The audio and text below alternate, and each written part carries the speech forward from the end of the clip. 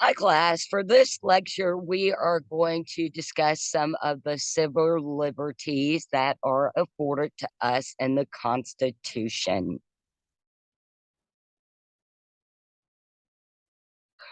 All right, so like I said, we're just going to look at the rights listed in the Constitution. We're going to talk about the First Amendment right, and then we're going to look at a few specific examples of, differences there between the federal government and the state government and how they have handled human rights issues. All right. So in the Constitution, we have the right of habeas corpus, Bill of Attainder, and ex post facto law. So right of habeas corpus is that order that requires the jailers to bring the prisoner before court or before the judge and, explain what that person did. So why are they being retained in the jail? That's when, that prisoner gets to present his or her case. And we have to remember that within our legal system, one is innocent until proven guilty. Now I know social media, not social media, but just media in general kind of likes to act as kind of judge, trial, and juror there, right? Like you have this case, like these mass shootings, and within a couple hours, we already know who did it, why they did it, and all this stuff before they even get to go to court. And of course, I'm not saying that to advocate for those mass shooters. I'm just saying it's kind of funny, as like makes me stand back and question what's going on in society when I see the news media like react that way. It's like, everything comes at us so fast that we do not allow ourselves that time for reflection. So anyway, a Bill of Attainder is a law that inflicts punishment without a trial. Ex post facto law inflicts punishment for an act that's not illegal at the time it was committed. And with the original Constitution and Bill of Rights, it only applied to federal laws. So state laws we didn't have these civil liberties under the state, just under the federal government. And of course, we know that has caused some issues throughout the history of our country. And it wasn't until the 14th Amendment was incorporated that we see more of those rights applied to state governments, right? So that's just basically what the incorporation theory means. And then, of course, that due process clause, which is what I already said. We're not, so nobody is proven guilty. No, wait, you're innocent until proven guilty. And all right. And so when it comes to our rights, First Amendment, Second Amendment, we have the right to freedom of speech, which does actually which covers the freedom of religion, and of course the Second Amendment, the right to bear arms, which is basically just the right to protect ourselves, is the way I look at that. And that gets interesting when we get into privacy issues, right? And so, even though we are given the freedom of religion, we still have that separation of church and state. And the main reason we have, a lot of people will say, oh, well, the history of America, we were founded on Christian principles because of the Puritans, and then, Cotton Mathers and all those guys, the Salem witch trials. And they really started that very extreme kind of fundamental freedom of religious expression, because the Puritans, they were very fundamental, so some of that is true. Yes, we have that in our background, but when it comes to but that's not the only religions that we had. You got to remember that was just some of the first established, successful colonies in the United States. After that, there were lots of different groups coming over. And the main reason we have this separation of church and state is because bias. You don't want to have too much bias when it comes to the government, because once again, remember when we talked about the Supreme Court and judges, to become part of the SCOTUS, you want somebody who is able to see that bigger picture and do it from that kind of like house humanist psychologist Abraham Maslow describes the self-actualized person.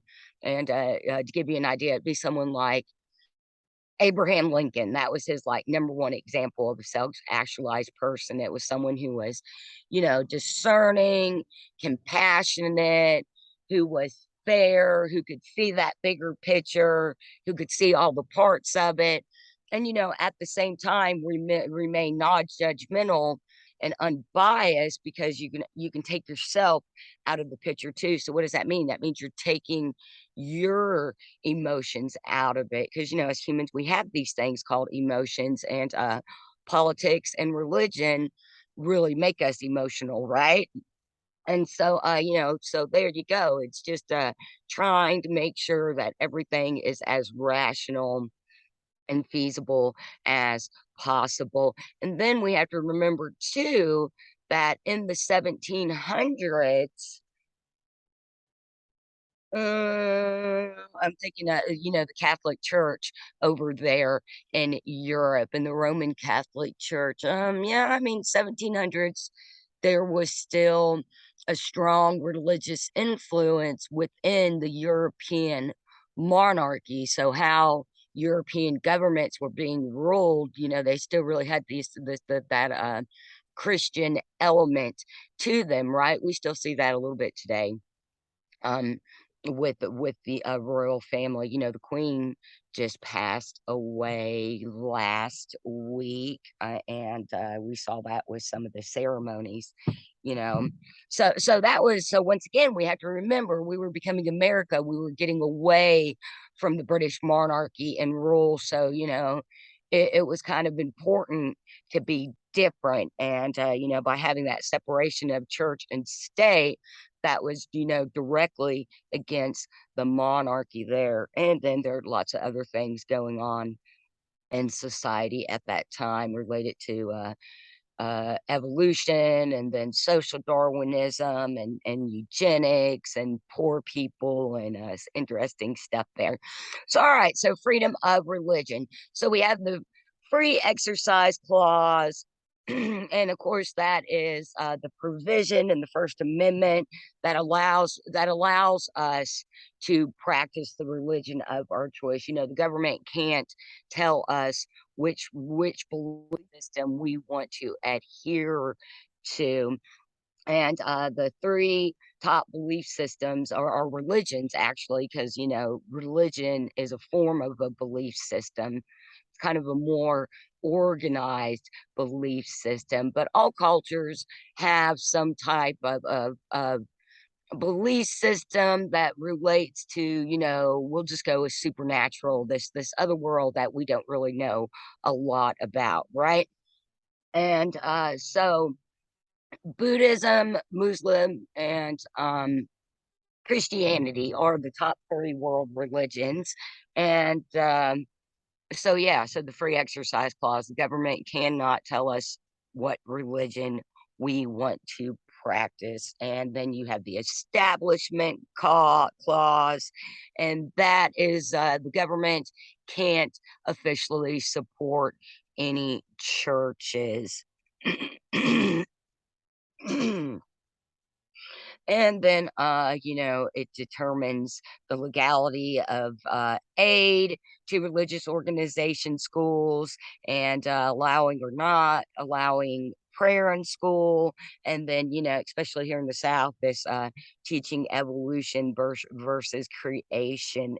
And really, creationism doesn't have any scientific, like, really scientific facts behind it. So those are things that get really heated here in the Southeast. So when it comes to freedom of of expression, this is when it comes down to things like personal property, symbolic symbols, something that would be considered symbolic speech. And, we are protected by the courts on some of it. But then at the same time, we know that when things get too obscene, too profane, or sexually perverted, or, if it's just malicious or hateful, and then we start to see these issues of having,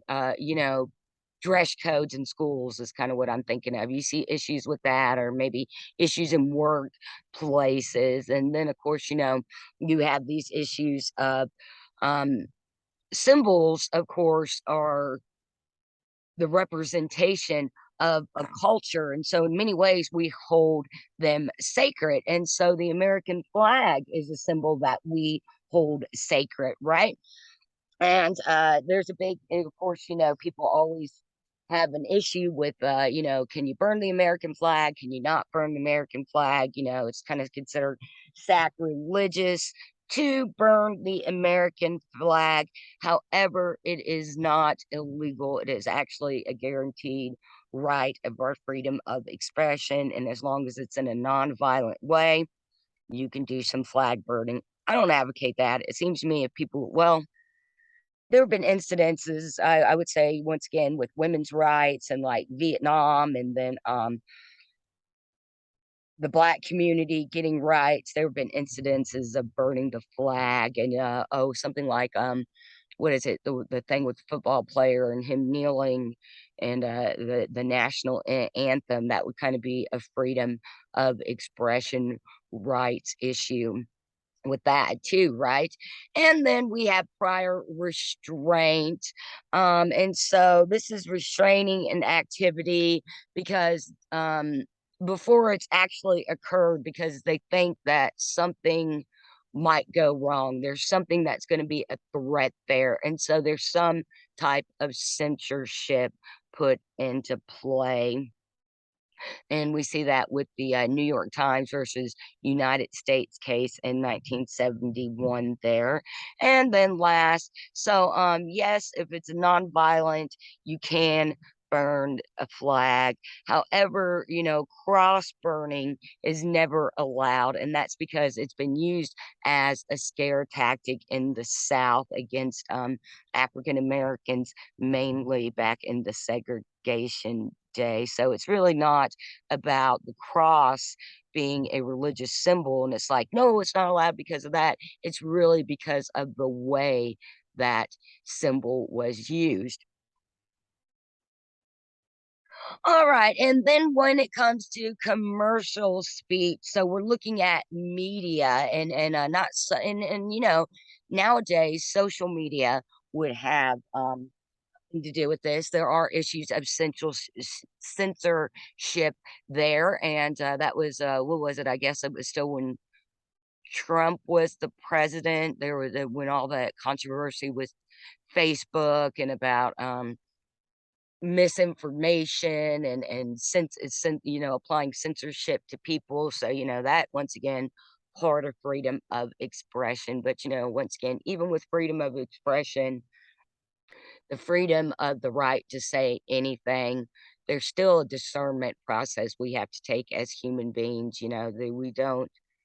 We have one mouth and two ears because we need to listen more and speak less, and not everything that comes in our head needs to come out our mouth. And social media has really allowed for that, just a free flow of just whatever anybody thinks, just to be there, and then it's there, it's out there in the world. And yeah, we won't. I'll stop there. I was going to go into psychology, but we won't go in there. All right. So commercial speech, that's advertising, and First Amendment rights and advertisements, and what is the three conditions where the Supreme Court would limit commercial speech if it seeks to implement a substantial government interest, directly advances that interest, goes no further than necessary to goes no further than necessary to accomplish its objective. Now, when it comes to subversive or advocacy speech, it goes down to, clear and present danger test. And so this is if the right can be curtailed and if it is used as if it's going to create a danger to the public. We have the bad tendency rule. And once again, it has something, if it's gonna be speech that's going to be something evil, and, there's the key there, the SCOTUS Supreme Court, their decisions are based on looking at the language in the Constitution, and, evil, that can be a very subjective term, right? Because what I can view as evil may be totally different from what you think evil may be. So that's just kind of interesting to think about. That evil is the word they would use. You think we'd have more specific examples, but at the same time, how can even a group of people sit down and come up with every single definition of evil? Once we did, somebody would go out and do something that would, add to it or change it, or right. And then last, we have the imminent lawless action test. And, once again, it's when it has something to do with like inciting some type of lawless action. So, inciting looting, inciting pillaging, raping, plundering, like things like that would be lawless action. And then, of course, when it comes to freedom of expression, as humans, we also are sexual beings. That is the main motivator for any species. Well, actually, it's thirst, sex, and then hunger. But thirst, everything has to have water first, but then, we all have a very strong sexual drive because that is just the basic survival need that any species has, right? You got to keep your species going. So, when that comes to social settings and how we behave as human beings, how we behave as adults, how we behave as children, and we have to have those social rules and guidelines, right? Because we just can't run around running amok and causing harm to other people. So, of course, when it comes to freedom of expression, we have censorship, and then we have, obscenity. What do we consider obscene? And so, Miller versus California is is one of the cases that I started defining what is obscene. And then, of course, there is Larry Flint. He's the guy who started Hustler. I think it was Hustler magazine, and it's the one really wild, lot wilder than Playboy. I believe it was Hustler, and so we went to Supreme Court because their pictures are so much more wild than Playboy. Playboy's pretty tame with their nudie pictures compared to Hustler, and so it was a big court case back in the '70s too, and or maybe was it Larry Miller? I thought his name was Larry Flint. But anyway, guy who did started Hustler had a lot to do with this idea of obscenity. And then we have to look at, of course, nowadays, internet pornography, minors in pornography, and what are any restrictions that are either, need to be classified as obscene, or, something we need to maybe um not tighten up, but loosen up the reins on. And, when it comes to exploitation of minors, that's a really big issue. Of course, in the past, in the movie industry, there's way more exploitation of people under the age of 18 than there is today, right? And one of the big ones was a movie called Kids in the '90s, and they pretty much are doing, all these young kids having sex and doing drugs, and it was like pithers on being pornographic, but because it's artistic, it's not really, it's not considered pornography, but there are cases, it's right there teetering on it, or like a Taxi, or the Taxi Driver, that old movie with Robert De Niro, and I can't remember, I think maybe it's Jodie Foster as a little girl in that, and I believe she might be like a sex worker. She's like 14. And then moving along, I'll get off on those places, those movie examples, and then of course we changed the ratings of movies. So anything that was overly sexual is NC-17. Isn't that interesting too? That we put those restrictions on that, which is interesting. Not saying it as good or bad. Yet violence. There's so much violence in a lot of movies that are even just like PG or PG-13. I always find that interesting. Or you can just look at cartoons. There's a lot of violence being projected to us in our society in many ways, right? And then, of course, states can ban child pornography, and fictional depictions cannot be regulated by the state. So once again, that goes back to a federal issue there.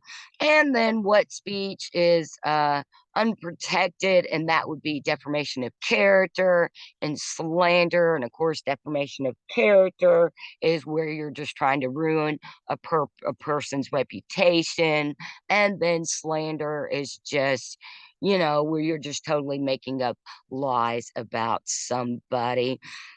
And then when it comes to the rights of students, there once again there have been cases of students standing up and challenging behavior and dress codes. I mean, a lot having to do with like kids wanting different color hair or tattoos and piercings while they're still in public school, right?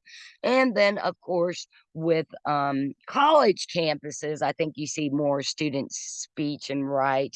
And once again, that kind of speech is protected as long as it's not malicious, as long as it's not inciting violence, it's not, doing it evil.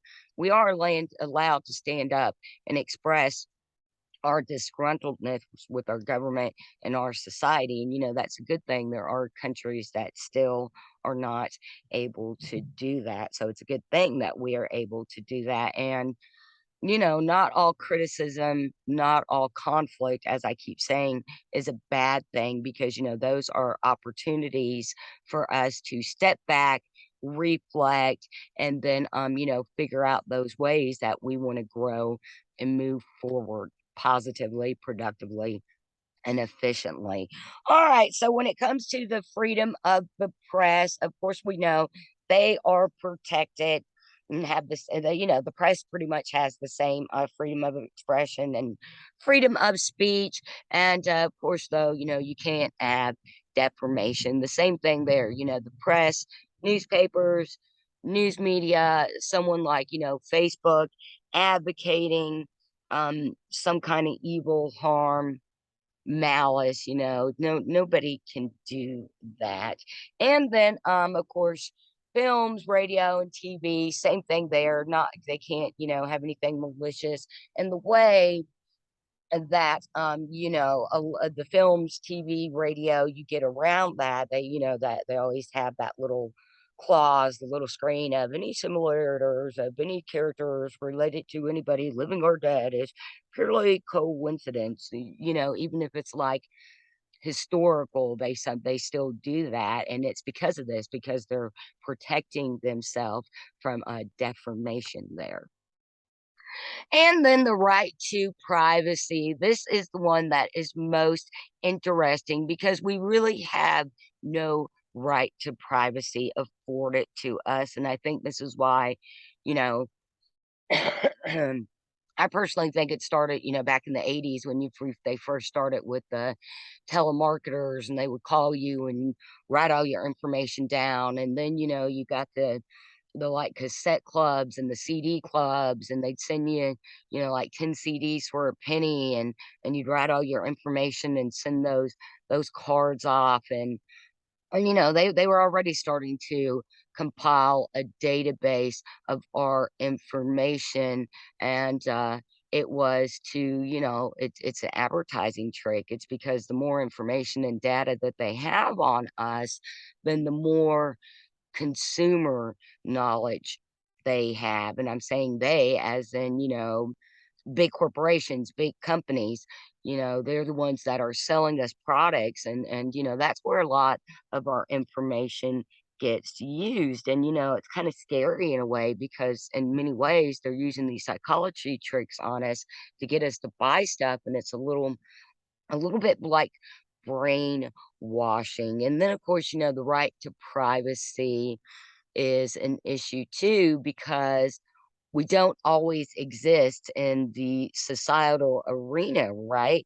And if you're in your own home, not causing any harm to anybody, don't you have privacy? I mean, do you really want your government to watch you have sex, watch you take a shower, watch you do other things in the bathroom? Kind of like if anybody's ever read Orwell's 1984, that was the thing. They had the TV that they always had to have on, and it had to be set up in the room to where that pretty much the TV was watching you and your own house. And in many ways, we do have that. I mean, our smart TVs and all these Alexa type devices, and our cell phone, telephones, and even this laptop I'm recording this um, a lecture on. There are all sorts of kind of tracking and monitoring devices in all of them, right? And so interestingly, I brought up that about sex, because that was kind of one of the first court cases to establish that need, that, hey, as human beings, there are things that the government and other people just don't need to be involved with. And so Griswold versus Connecticut is where, married couples don't have to buy and use contraceptions based on the approval of the government. And then when we look at the amendments that are used to justify the rights to privacy, it's the first, third, fourth, fifth, and ninth.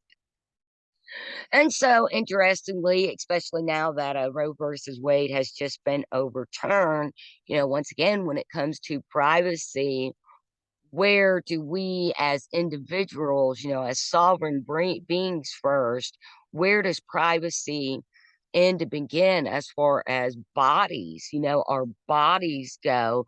And that was a big thing with COVID and masks. You heard a lot of people, my body, my choice. And if I want to get a vaccine or if I want to wear a mask, like, welcome to the club there, brothers, because this is what women have to deal with, right? And so it's interesting. So we do see privacy involving our body, and just that, do women have the right to, do the governments own our body and get to tell us what to do with our bodies? And that's, really big for women. And then, when it comes to a physician assisted suicide, we talk about both of these issues a lot in my philosophy classes. And, does privacy give us the right to die? And some states, Oregon has passed a physician assistant suicide. So it is legal in Oregon. And, that's a tricky one. I mean, if somebody has cancer and or an incurable disease, quality of life versus quantity of life comes into play there. But then you have things like depression is the number one mental disorder just across the globe. Depression, right?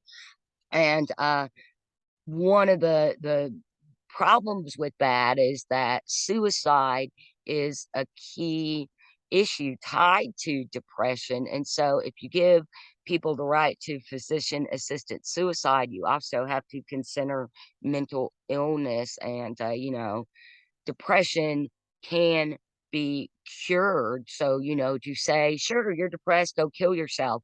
No, that's not the answer. But, you have this incurable bone disease that's going to just keep rotting your body away. Then, it's something that cannot be cured. Then maybe does that person have the right to decide? And, who's the government to say you have to lay in a bed and suffer? That's where it runs once again, quality of life versus quantity of life. And we can argue that with the idea of abortion and making babies. And two, there's kind of a quality of life versus quantity of life. And that is both. Once the baby comes, that's for the mother and the baby. And so that's a big issue there. It's like, where does the rights of that baby begin and end in relation to the mother, right? All right. Where do the rights of the accused stand versus the rights of society? So, once again, everybody is innocent until proven guilty. Yet at the same time, as we just talked about, we have those ideas of, defamation, slander, like, we have the right to assembly, we have the right to say what we want, but at the same time, when we start abusing that right and we get more into those malicious, evil, ugly, hateful realms of speech, then we are protected in ways there from that, because, that's just anger and hate are never accomplishing anything, right? And so, innocent until proven guilty. So, of course, we have right of habeas corpus. We have the right to a prompt arrangement, which means that you technically don't have to sit in jail for months, for years, waiting to go in front of the judge to have your case presented. Now, of course, in the real world, a lot of the prisons that turn to for-profit prisons, and there's definitely a, a lot more Hispanic and African American males that are in prison unfairly than there are any other group. So, there's a lot of problems in the criminal justice system when, once again, it comes to these rights as accused, because, you have the right to a speedy trial, you have the right to reasonable bail. But once again, we see that that's not, when we truly get down and look at the criminal justice system and the way, jails are ran, it's not quite what's going on, right? And then, extending the right of the accused. That's where we get, attorney if you're not able to pay for it. A lot of these rights really do just have to go with protecting poor people more in many ways. But like I said, in the real world, doesn't really play out that way. And then, of course, the Miranda right is, those rights they have to read to you. And that's, if you have some kind of conviction, evidence is what I'm trying to say. The word I was looking for. There's some kind of evidence that you have done something wrong, like, you get pulled over, you get caught with your bag of drugs. Drugs are not only illegal in your state, but federally, that would be a case you would have Miranda right. Driving intoxicated is breaking the law, so you would have your Miranda rights read. All right.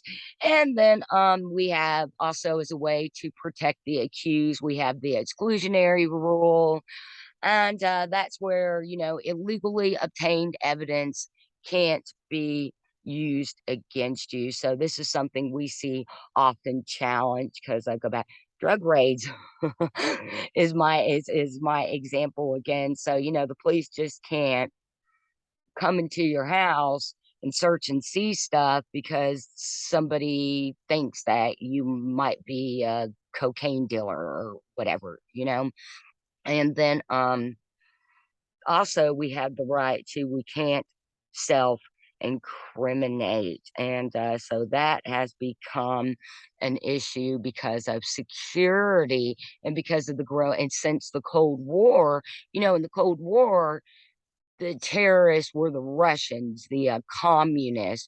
Those were the people that the government were fearful of, and so that's when we really started seeing more of a right to privacy and the right to security start to mesh together. And then of course since 911, 9/11 and the Patriot Act, we have seen less civil liberties, kind of more security issues, and that does become a bigger issue, I guess, if they want to, if you get accused of doing something wrong, where does all this data they're collecting that our computers and cell phone telephones are talking are collecting as we talk, they're listening to us. It's like, what are they going to do with that data? Do you know that all these there's a big issue now with these new smart cameras people have to protect their house and watch their house. There have been some cases of footage being used, and it's like they didn't ask the people to about the footage or something. About Apple just sent it to the police, and so that's becoming a big issue now.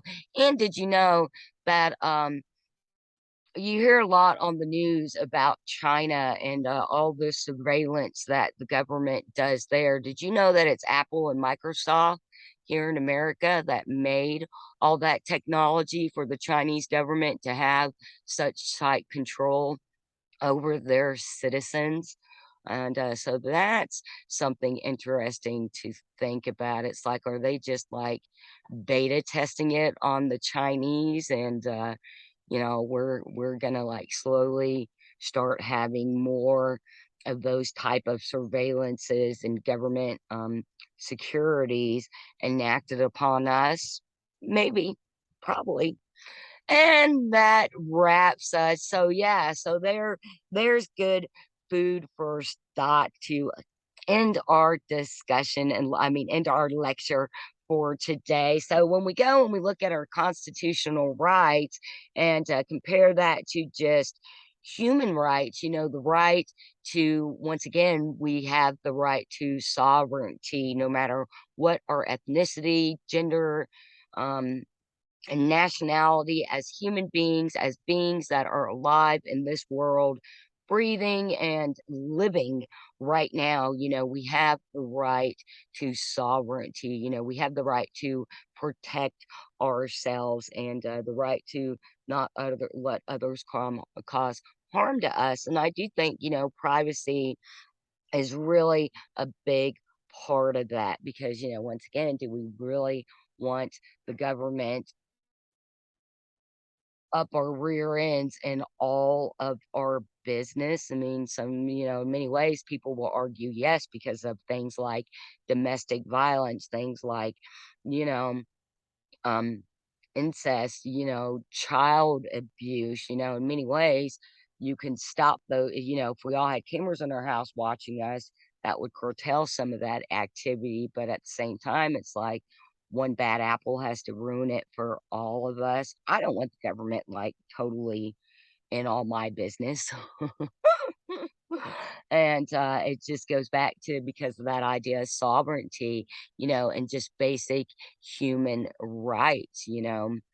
Where do we draw the line there in keeping ourselves safe and letting our government keep us all safe? And where does that where do those boundaries end and begin? And so interesting. What was that last thing I say?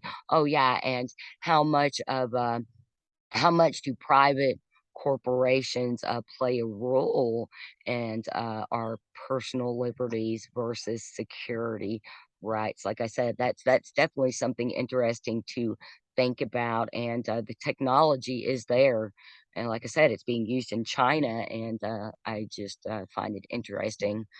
of where Apple and Microsoft are heading with that technology, and how our government is going to buy it up and use it. So all right, guys, that ends our look at our constitutional rights. Everybody's doing great. We just have a few more weeks, guys. So keep up the great work. Make sure you're getting in those discussions. Make sure you're including those APA elements. Remember, if you need any help in formatting anything, I'm always happy to set up your sources. I'm always happy to look over your work and reach out for anything, guys. Thanks.